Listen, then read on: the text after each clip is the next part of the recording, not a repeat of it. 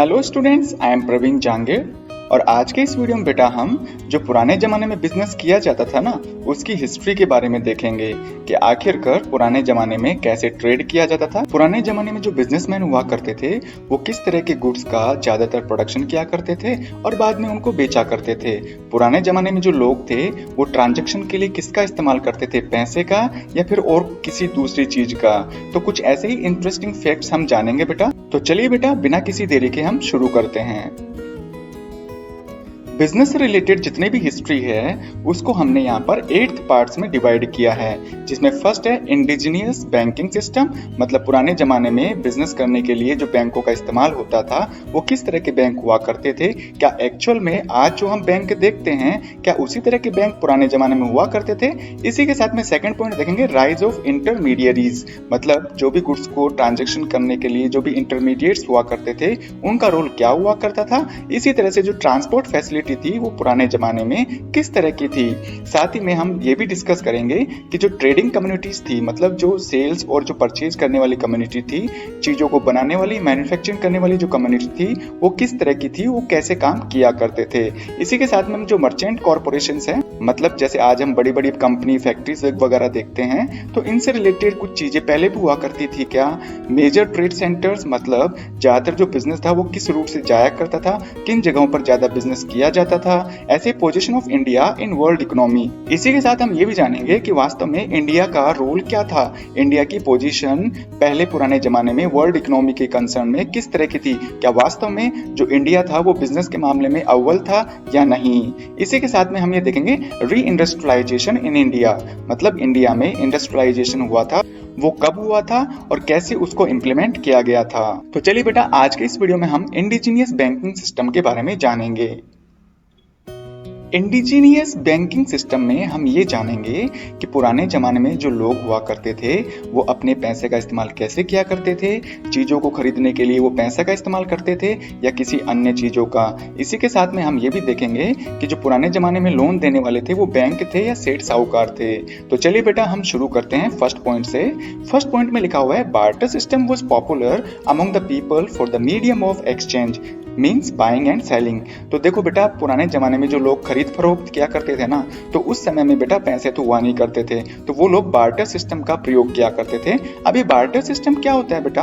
Barter is a system of exchanging goods for the other goods without money. तो यदि किसी भी व्यक्ति को किसी चीज की जरूरत पड़ा करती थी तो वो बिना पैसों का इस्तेमाल किए एक गुड्स का एक्सचेंज करके दूसरा गुड्स लिया करता था। तो मान लीजिए जैसे किसी को व्हीट की जरूरत है, मतलब गेहूं की जरूरत है, तो वो क्या करेगा, अपने पास में जितने भी राइस है, जितने भी चावल है वो दूसरे के पास ले जाएगा और दूसरे के पास यदि गेहूं है तो वो उसे गेहूं दे देगा और वो दूसरे व्यक्ति को चावल दे देगा। तो इस तरह का जो एक्सचेंज हुआ करता था उसको पुराने जमाने में बार्टर सिस्टम कहा करते थे। उसके बाद में क्या हुआ कि लेटर ऑन मेटल कॉइन्स जो कि सिल्वर, गोल्ड, ब्रॉन्ज और कॉपर से बने हुआ करते थे were made for exchanging the goods. फिर आगे जाकर क्या हुआ कि जो बार्टर सिस्टम है वो खत्म हो गया। उसके बाद में जो लोग हैं वो मेटल के कॉइन्स बनाने लग गए जो कि सिल्वर, गोल्ड या ब्रॉन्ज के हुआ करते थे। तो इस तरह से बेटा जब भी उनको गुड्स की जरूरत पड़ा करती थी ना, तो या किसी भी तरह का गुड्स वो खरीदा करते थे तो उसके बदले में वो मेटल कॉइन्स दे दिया करते थे। और ये जो मेटल कॉइन्स थे ना बेटा वो काफी ड्यूरेबल थे, मतलब जो मेटल कॉइन्स थे वो काफी लंबे समय तक चला करते थे, उनमें किसी तरह की जंग नहीं लगा करती थी। तो बेटा ये जो बार्टर सिस्टम था ना उससे बेटर ऑप्शन उनको मिल गया था। ठीक इसी तरह से यदि हम फोर्थ पॉइंट की बात करें तो उसमें क्या होता था बेटा, पहले यदि किसी को भी गुड्स परचेज करना होता था और उसके पास पैसे नहीं हुआ करते थे तो फिर वो हुंडी या फिर चिट्ठी का इस्तेमाल किया करता था। अब ये हुंडी और चिट्ठी क्या होती है? तो बेटा हुंडी और चिट्ठी व डॉक्यूमेंट्स, आजकल जो हम देखते हैं ना चेक वगैरह, उसकी तरह की डॉक्यूमेंट्स हुआ करते थे which made possible exchanging the goods on credit, जिसके के थ्रू आप कोई भी प्रोडक्ट अगर आप खरीदना चाहते हैं उधार में तो वो पॉसिबल हुआ करता था। अब देखो इसको अच्छी तरह से समझने की कोशिश करते हैं कि वास्तव में जो हुंडी है वो क्या हुआ करती थी। मान लीजिए जो दाताराम है उसको कुछ गुड्स खरीदना था 10,000 रुपए का, अब उसके पास में कैश तो है नहीं तो वो क्रेडिट पर खरीदना चाहता है। किससे?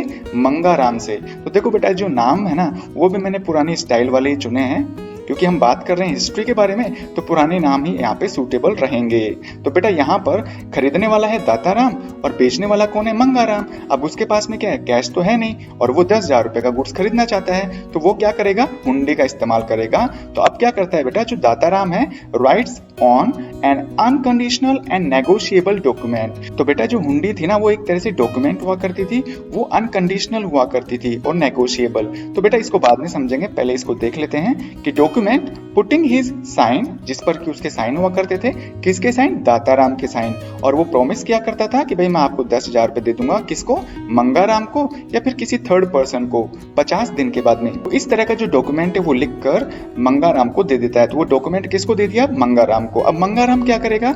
50 दिन के बाद में वो डॉक्यूमेंट दाताराम के पास लेके जाएगा और उसको वो दिखा देगा। तो उसके बाद में जैसे वो डॉक्यूमेंट दाताराम देखेगा ना, तो उसको देखने के बाद में वो उसको 10,000 रुपए दे देगा। अब बात करते हैं बेटा कि जो डॉक्यूमेंट है वो अनकंडीशनल होता है। जब भी दाताराम ने 50 डेज का प्रॉमिस किया था तो उसे वो पैसा 50 डेज के बाद में ही देना होगा। मतलब वहां पर कोई कंडीशन अप्लाई नहीं कर सकता है दाताराम अपनी, जैसे वो कह दे कि भाई मेरे को बैंक से पैसा मिलेगा तभी दूंगा, या कोई थर्ड पर्सन मेरे को पैसा देगा तो मैं आपको मतलब मंगाराम को दे दूंगा। ऐसा कुछ भी कंडीशन वहां पर अप्लाई नहीं होता है। आपने यदि 50 डेज का नाम लिया है ना, तो दाताराम को वो पैसा मंगाराम को 50 डेज के बाद में ही देना होगा। अगर हम बात करें नेगोशिएबल डॉक्यूमेंट, तो नेगोशिएबल का मतलब होता है कि भाई जरूरी नहीं है कि 50 डेज के बाद में जो मंगाराम है वो अपना पेमेंट लेने खुद ही जाए। वो किसी थर्ड पर्सन को भी बेटा अपनी हुंडी दे देगा और वो हुंडी थर्ड पर्सन ले जाकर दाताराम के पास देगा और दाताराम उस थर्ड पर्सन को पेमेंट कर देगा। तो इस तरह से बेटा ये हुंडी का प्रयोग गुड्स को उधार में खरीदने के लिए ज्यादा प्रचलित हुआ करती थी पुराने जमाने में।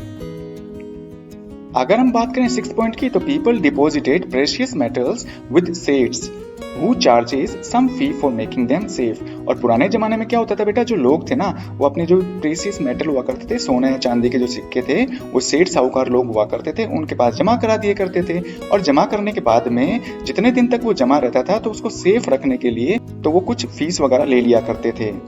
7 पॉइंट की बात करें तो पीपल रेज्ड क्रॉप्स 2 और 3 टाइम्स इन अ ईयर। तो पुराने जमाने में जो लोग थे अपना पैसा कमाने के लिए एक साल में 2 या 3 बार फसलें कर लिया करते थे, क्योंकि बेटा उस दौरान जो मौसम था बड़ा ही फेवरेबल था उनके लिए। अगर हम बात करें 8 पॉइंट की, तो यहाँ पे लिखा हुआ है कि दे मेड फैब्रिक्स, मतलब धागे वगैरह बनाने का काम किया करते थे। क्ले पॉट्स, मिट्टी के बर्तन बनाया करते थे। इसी तरह से कॉपर के जो यूटेंसिल्स हुआ करते थे वो भी बनाया करते थे। साथ ही साथ में हाथ से बनी हुई जो चीजें थी उनको ज्यादा बनाया करते थे। स्कल्पचर्स यानी यहाँ तक कि हम बात करें मूर्तियों की, तो पुराने जमाने में जो लोग थे ना वो ज्यादातर मूर्तियां बनाया करते थे। और फिर बेटा धीरे धीरे क्या हुआ कि they started to make savings for further investment. और उन्होंने बाद में जाकर धीरे धीरे सेविंग की आदत डाली और उस सेविंग का प्रयोग बेटा वो आगे इन्वेस्टमेंट करने के लिए या किसी चीज को खरीद कर उसको दोबारा बेचने में किया करते थे। यदि हम बात करें 10th पॉइंट की, तो बेटा जो वर्कर्स थे ना वो यूजुअली वर्कड इन कारखाना, जिसको कि आज हम क्या बोलते हैं, वर्कशॉप वगैरह बोलते हैं। तो जो पुराने जमाने में लोग थे वो कारखाना में काम किया करते थे and converted raw materials into finished goods. और जो भी कच्चा माल हुआ करता था वो कारखाना में काम करके उनको फिनिश गुड्स में चेंज किया करते थे, ताकि आगे जाकर जो कस्टमर्स थे, जो लोग थे, उनको खा सके, उनको कंज्यूम कर सके।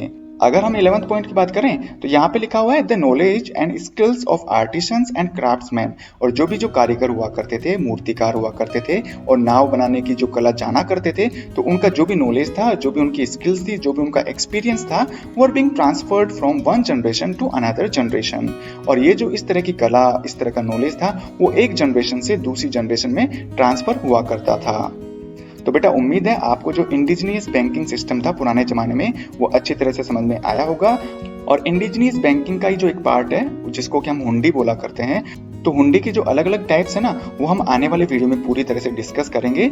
उम्मीद है बेटा आपको ये वीडियो समझ में आया होगा। यदि कोई कंफ्यूजन है तो बेटा आप मुझे मैसेज कर सकते हैं, मैं आपकी प्रॉब्लम को जरूर सॉल्व करूंगा। यदि वीडियो पसंद आया तो बेटा इसे लाइक करिए, अपने फ्रेंड्स में इसको जरूर शेयर करिएगा। यदि आप चाहते हैं इसी तरह की वीडियोज आपकी स्क्रीन पर रेगुलर आते रहें तो बेटा इसके लिए आप मेरा चैनल सब्सक्राइब कर सकते हैं। थैंक यू बेटा।